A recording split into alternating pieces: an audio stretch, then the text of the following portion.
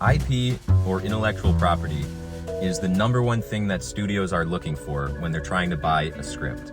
So if you're a screenwriter and you're trying to sell a screenplay right now, you might be thinking it's smart to write a very contained story that isn't going to require a big budget. Now that may actually work. That has been my contention for many years, is that you're more likely to sell a screenplay if the script isn't going to be extremely expensive to produce. However, more and more, it seems that what they actually care about is intellectual property. Now that may mean former intellectual property, something like The Simpsons movie.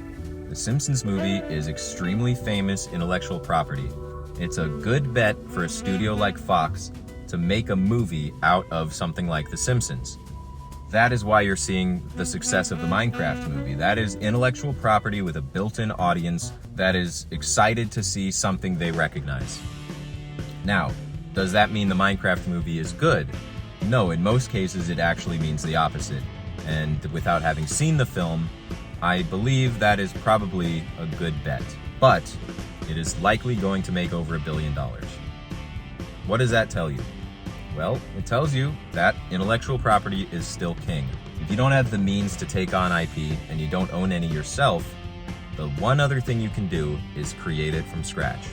Now that almost sounds counterintuitive, but new IP shows up every single day. So what that means is when you're writing a screenplay, you want to think of franchisable possibilities. You want to think, is this something that could have a sequel? Is this something that could have a prequel? Is this something that could be rebooted in 25 years and turn into an absolute pile of shit? Yes, those are the kinds of things that you want to be thinking about now in 2025 when you're trying to sell your script. So all of this to say, when IP is derived from a toy or a video game or a comic book, there are varying degrees of success. Something like Five Nights at Freddy's could have gone in either direction. Same with Barbie. Barbie could have been an absolute pile of garbage.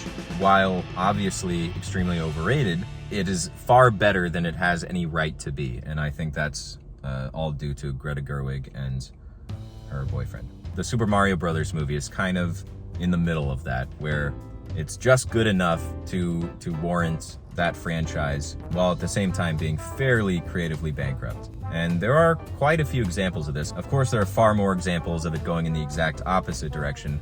Movies like Angry Birds, the Emoji Movie. But something like Pirates of the Caribbean was really a strange bet. This is a fairly successful ride at Disney theme parks. It's not even a ride, it's an attraction more than a ride. It's as much of a ride as It's a Small World After All is a ride.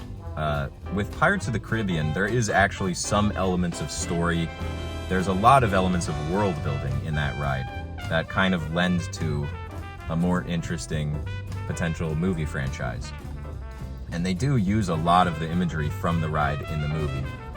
But all credit goes to the filmmakers behind that team. Gore Verbinski, the writers, everyone from costuming to makeup, special effects, incredible performances from actors like Jonathan Pryce. Jeffrey Rush as Barbossa is a clear standout in a movie that really shouldn't have a standout beyond Captain Jack Sparrow, one of the most iconic characters of all time.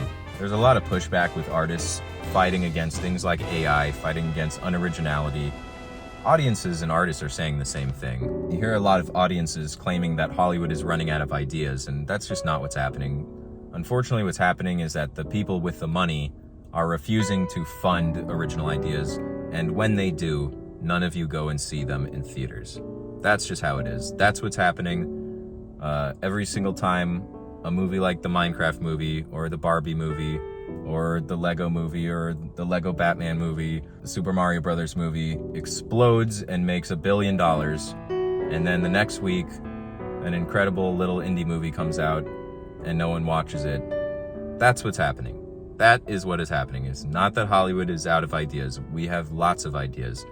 They are not being funded. And that's why it's becoming harder and harder to be a successful screenwriter in Hollywood. Whether you're new to the game or you've been around for decades, original ideas are not being bought and IP is. So yeah, more often than not, we're gonna see the cases like the Minecraft movie. And that's okay.